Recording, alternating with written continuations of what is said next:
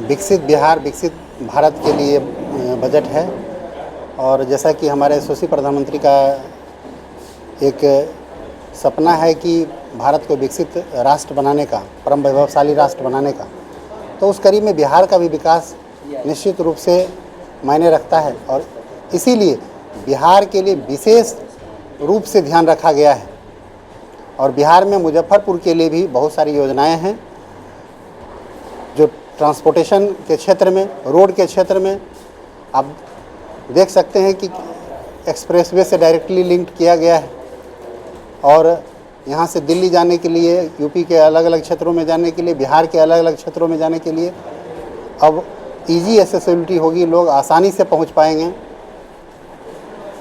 Airport भी चर्चा में है, उसके लिए भी पताही एयरपोर्ट के लिए हम प्रयासरत हैं और माननीय मंत्री जी से मिले थे, सिविल एविएशन मिनिस्टर से। उन्होंने तुरंत यहाँ के जिलाधिकारी को ज़मीन अधिग्रहण के लिए लेटर भेजा है और ज़मीन अधिग्रहण में हम लोग लगे हुए हैं। मुख्यमंत्री साहब से भी जाकर के मिलेंगे और आने वाले दिनों में पताही एयरपोर्ट के लिए हम लोग बहुत मजबूती के साथ लड़ने वाले हैं। उड़ान 3 से उड़ान 5 तक पताही एयरपोर्ट शामिल है परियोजना में। क्या इस वित्तीय वर्ष में पताही एयरपोर्ट मिल पाएगा? बिहार के लिए एयरपोर्ट के लिए उन्होंने बजट दिया है।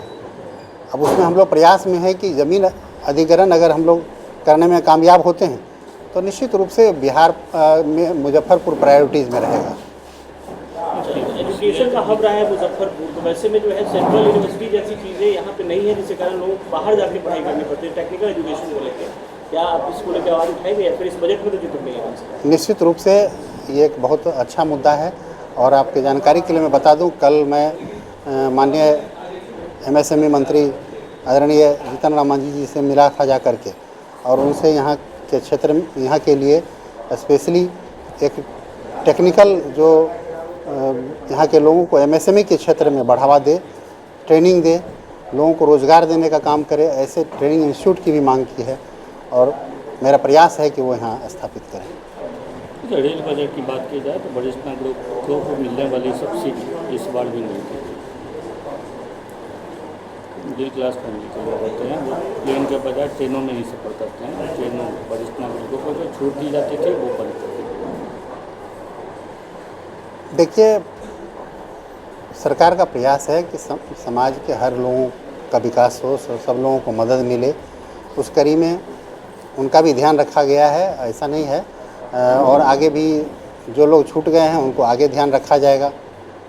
बजट की बात कर रहे हैं, खास करके विपक्ष मुद्दा उठा रहा है कि बिहार के साथ सौतेला व्यवहार किया गया, विशेष राज्य की दर्जा जो मांग थी वो नहीं पूरी हुई। देखिए, विपक्ष को आप एक बात पूछिए कि विपक्ष जब UPA की सरकार थी तो रघुराम राजन जो आयोग बना था विशेष राज्य के दर्जा के लिए, UPA की सरकार में रघुराम राजन आयोग ने ही खारिज किया था कि बिहार को विशेष राज्य का दर्जा नहीं मिला था। उस समय ये लोग कहाँ थे? आज बिहार के विकास के लिए इतनी बड़ी सौगात मिली है तो इनके पेट में दर्द हो रहा है। कह रहे हैं कि एक भी पीछे नहीं हटेगा जब तक विशेष राज्य की दर्जा की जो मांग है। तो उस समय कहाँ चले गए थे जब जिस समय रघुराम राजन रिपोर्ट जो है दिया था कि बिहार को विशेष राज्य का दर्जा नहीं मिल सकता, उस समय तो नहीं प्रयास कर रहे थे। UPA की सरकार थी, इतने दिन UPA की सरकार रही, कभी विशेष राज्य की दर्जा की बात नहीं किए। आज बिहार के विकास के लिए आज एक्सप्रेसवे का जाल बिछाया जा रहा है, आज इंडस्ट्रियल डेवलपमेंट की बात हो रही है। बिहार में इतने बड़े बड़े प्लांट लग रहे हैं, इथेनॉल प्लांट लग रहा है। आज बिहार विकास की पथ पर चल पड़ा है तो इन लोगों को तकलीफ होने लगी है। राजद सांसद संजय यादव ने संसद में कहा है कि बिहार में जो बजट, केंद्रीय बजट में बिहार को जो पैसा देने की बात या चर्चा हो रही है वो किताब वही है, केवल जीत बदल देती है और यही काम कर रही सरकार। बड़ा आरोप लगाए केंद्रीय बजट पर। पहले भी मिला था, वो भी काम पूरा नहीं हुआ था, वो नहीं मिला। देखिए, बिहार में कितना डेवलपमेंट हुआ है। हमारी जो डबल इंजन की सरकार है, हमारे यशस्वी मुख्यमंत्री विकास पुरुष नीतीश कुमार जी के नेतृत्व में बिहार में कितना परिवर्तन हुआ है, ये सब लोग समझते हैं। बिहार की आम जनता भी समझती है। आप मीडिया के साथी हैं। आज रोड के क्षेत्र में मुजफ्फरपुर से पटना जाने में 5 घंटा समय लगता था, आज आप 1 से 1.5 घंटा में पटना पहुंच रहे हैं। बिजली के लिए लोग सप्ताह में इंतज़ार करते थे 1 घंटा 2 घंटा आ जाए, कम से कम हम लोग मोटर चला करके कम से कम बाथरूम के लिए पानी भर लें। आज बिजली कटना एक न्यूज़ बनता है, पहले बिजली आना न्यूज़ बनता था। आज गर्ल्स के एजुकेशन पर कितना काम किया गया है। बिहार में अपराध का ग्राफ कितना घटा है। एक समय था जंगल राज, कोई लोग निकलने से डरते थे, यहाँ से उद्योगपतियों का पलायन हो गया। उस क्षेत्र में देखिए कितना डेवलपमेंट हुआ है। आपके नीतीश कुमार लैंडलॉक स्टेट करके बिहार में इंडस्ट्री नहीं लगाने की बात कर रहे थे, अब वही नीतीश कुमार बिहार में कैसे इंडस्ट्री लगाएंगे राशि आने के बाद? देखिए, बिहार में जब सबसे पहले इंडस्ट्री लगाने के लिए 2-3 चीज़ की आवश्यकता होती है।